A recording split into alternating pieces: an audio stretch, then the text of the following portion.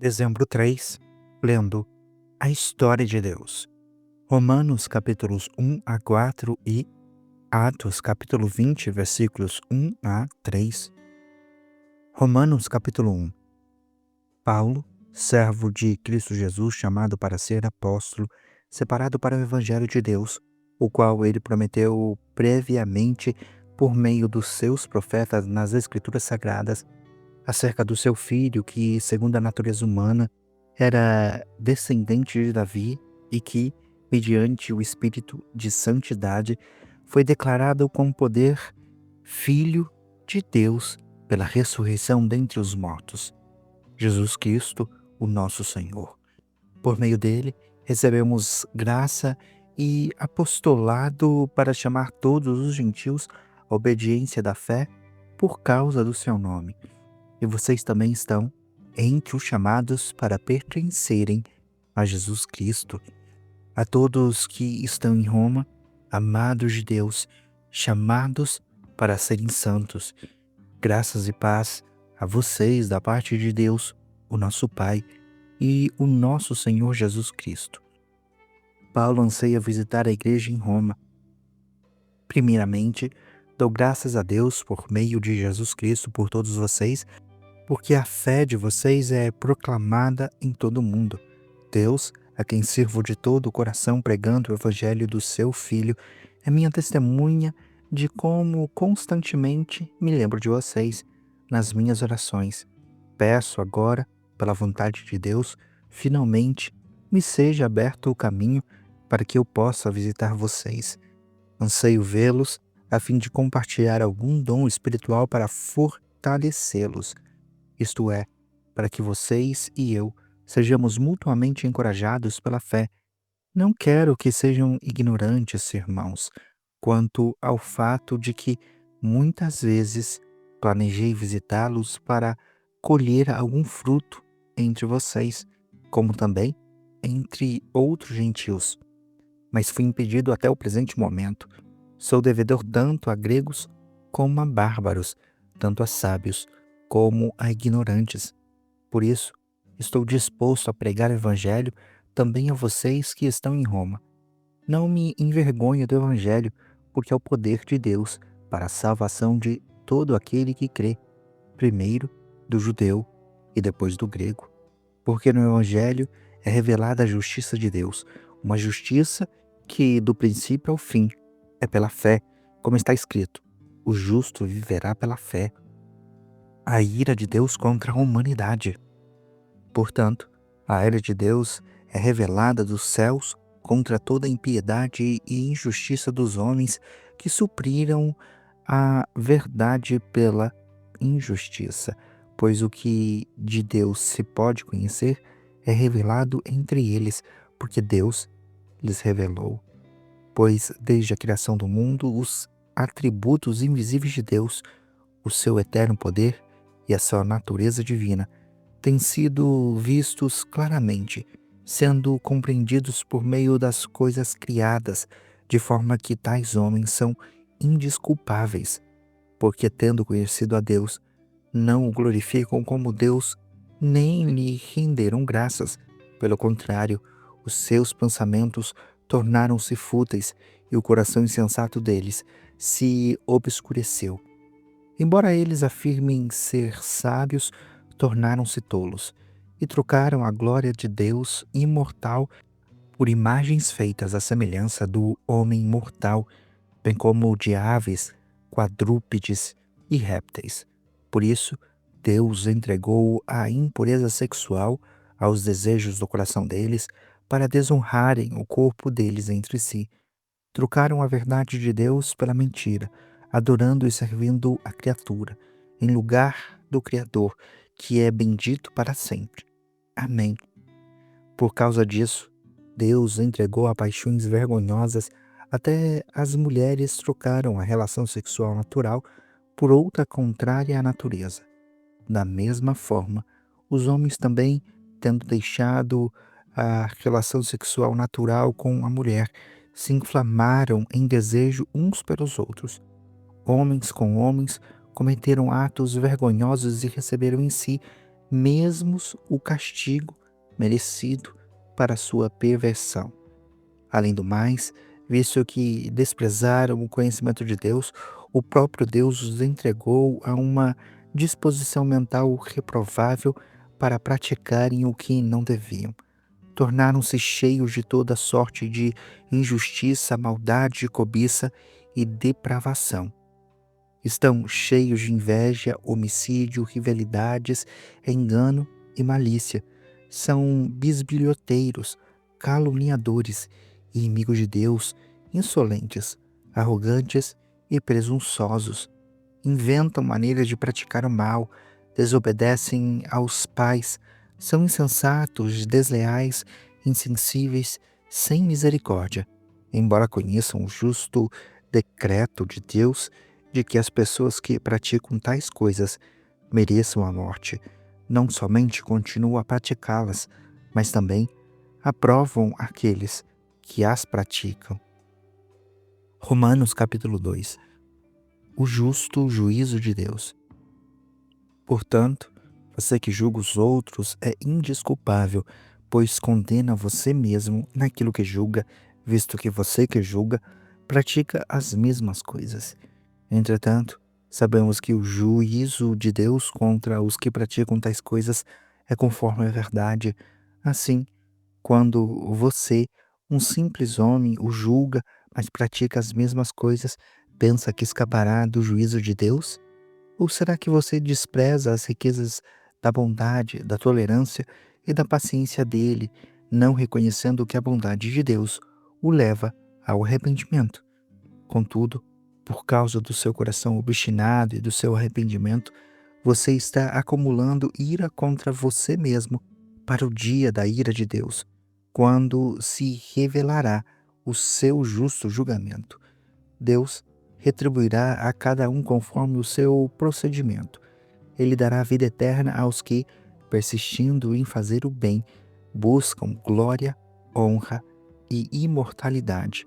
Mas, para os que buscam os seus próprios interesses, para os que rejeitam a verdade e seguem a injustiça, haverá ira e indignação, haverá sofrimento e angústia para todo ser humano que pratica o mal, primeiro para o judeu e depois para o grego, mas a glória, honra e paz para todo aquele que pratica o bem, primeiro para o judeu e depois para o grego, pois Deus não mostra favoritismo.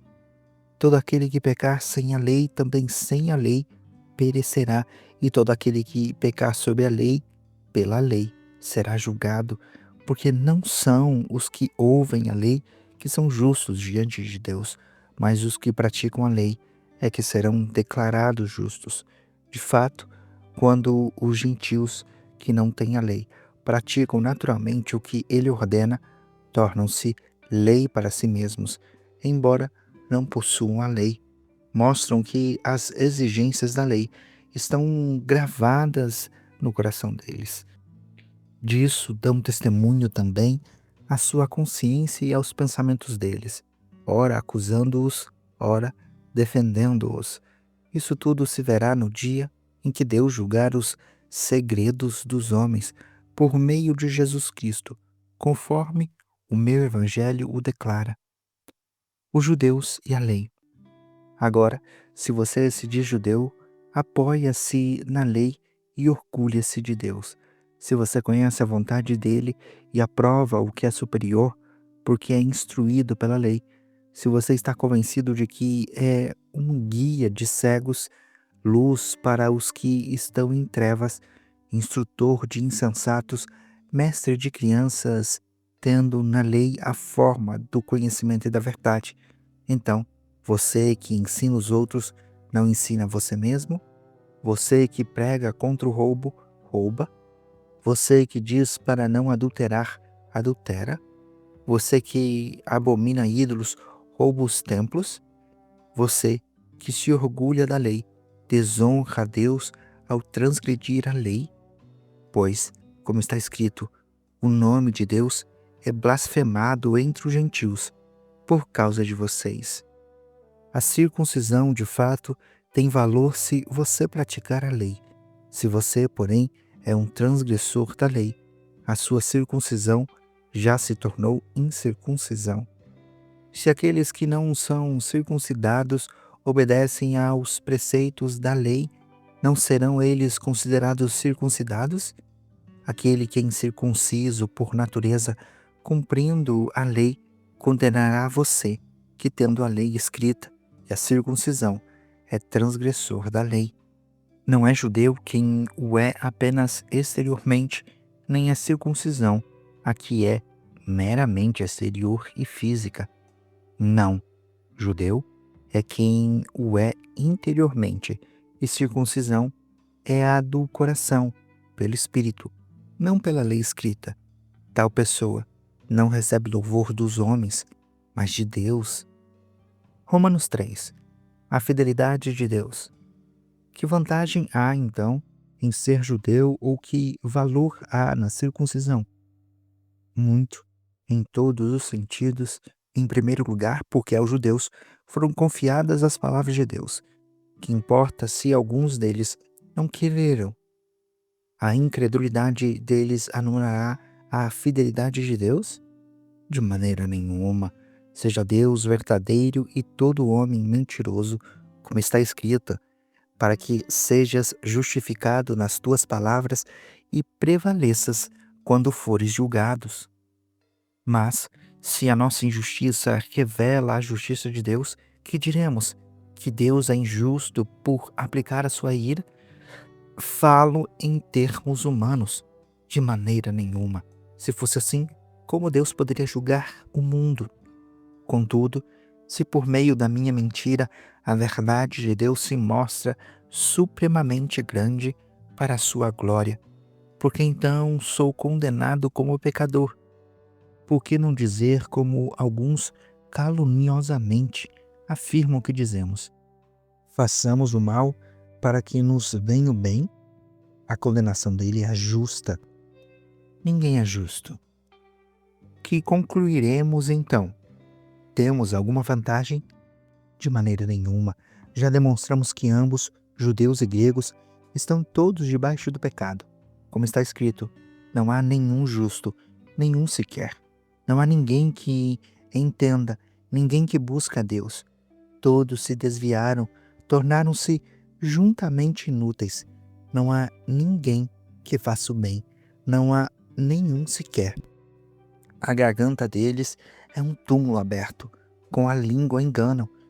Veneno de víbora está nos seus lábios. A boca deles está cheia de maldição e amargura. Os pés deles são ágeis para derramar sangue. Ruína e miséria marcam os seus caminhos e não conhecem o caminho da paz. Não há temor a Deus diante dos seus olhos. Sabemos, pois, que tudo quanto a lei diz, ele o diz àqueles que estão debaixo da lei, para que toda a boca se cale e o mundo todo esteja sob o juízo de Deus. Portanto, ninguém será declarado justo diante dele pelas obras da lei, pois por meio da lei nos tornamos conscientes do pecado. A justiça por meio da fé. Agora, porém, se manifestou uma justiça que provém de Deus, independentemente da lei, da qual testemunham a lei e os profetas. Justiça de Deus mediante a fé em Jesus Cristo para todos os que creem. Não há distinção, pois todos pecaram e estão destituídos da glória de Deus, sendo justificados gratuitamente por sua graça, por meio da redenção que há em Cristo Jesus. Deus ofereceu como sacrifício para expiação pelo seu sangue, para ser recebido pela fé, de forma a demonstrar sua justiça. Isto porque, na sua tolerância, deixou impunes os pecados anteriormente cometidos. Todavia, no presente, Deus demonstrou a sua justiça, a fim de ser justo e justificador daquele que tem fé em Jesus. Onde está então o motivo da vanglória? Foi excluído, baseado em que princípio? Na lei das obras? Não, mas no princípio da fé. Concluímos, pois, que o homem é justificado pela fé, independentemente das obras da lei. Deus é Deus somente dos judeus? Ele não é também o Deus dos gentios? Sim, dos gentios também, visto que existe um só Deus, que pela fé justificará os circuncisos e os incircuncisos. Anulamos então a lei pela fé? De maneira nenhuma. Ao contrário, confirmamos a lei. Romanos capítulo 4. Abraão, justificado pela fé. Portanto, diremos por ter alcançado Abraão, nosso antepassado segundo a carne. Se de fato Abraão foi justificado pelas obras, ele tem de que se gloriar, mas não diante de Deus. Que diz a Escritura? Abraão creu em Deus, e isso lhe foi atribuído com justiça. Ora, o salário do homem que trabalha não é considerado como favor, mas como dívida. No entanto, ao que não trabalha, mas crê naquele que justifica o ímpio, a sua fé é atribuída como justiça. Davi diz a mesma coisa quando fala da bênção do homem a quem Deus atribuiu justiça, independentemente das obras. Bem-aventurados aqueles cujas transgressões são perdoadas e cujos pecados são cobertos. Bem-aventurado aquele a quem o Senhor não atribui pecado. Destina-se em bênção apenas aos incircuncisos ou também aos incircuncisos. Já dissemos, a fé foi atribuída como justiça a Abraão. Sob quais circunstâncias? Antes ou depois de ter sido circuncidado? Não foi depois, mas antes. Assim ele recebeu a circuncisão como sinal, como selo da justiça que ele tinha pela fé, quando ainda era incircunciso.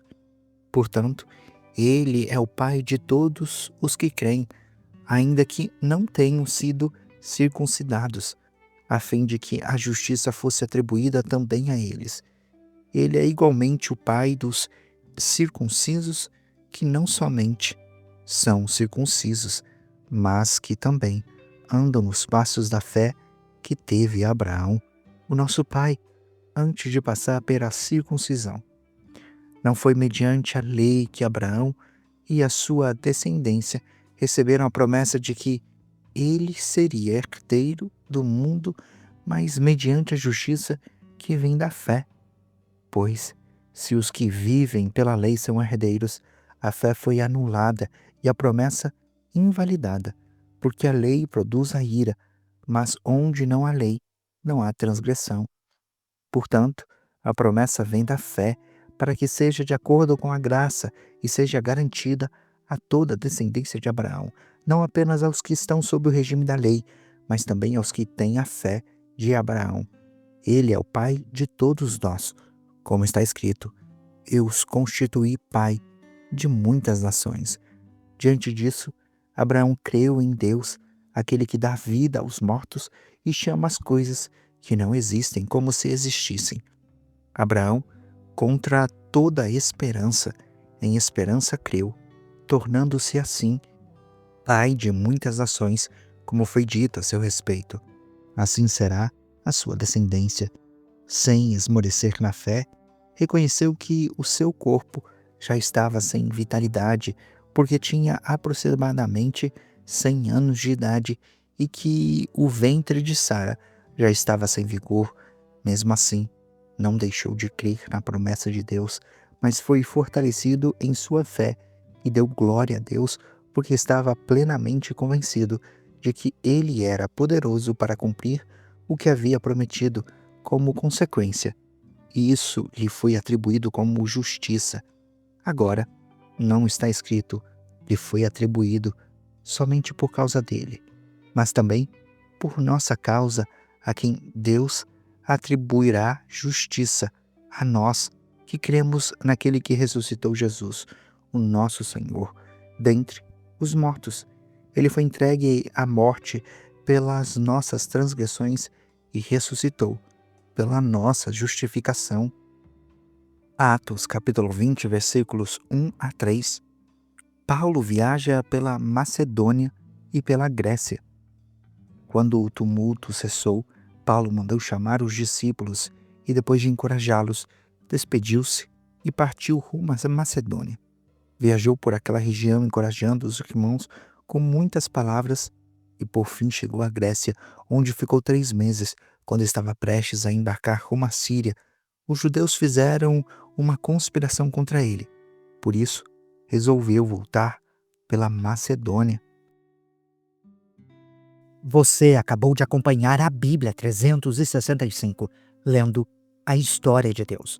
Se você quer acompanhar com outra versão bíblica, registrar a sua leitura, dar sugestões, participar de nosso grupo no WhatsApp ou até mesmo fazer pedidos de oração, acesse sempre www.abiblia365.com.br e lembre-se sempre, em leituras diárias, confortaremos e fortaleceremos a nossa fé.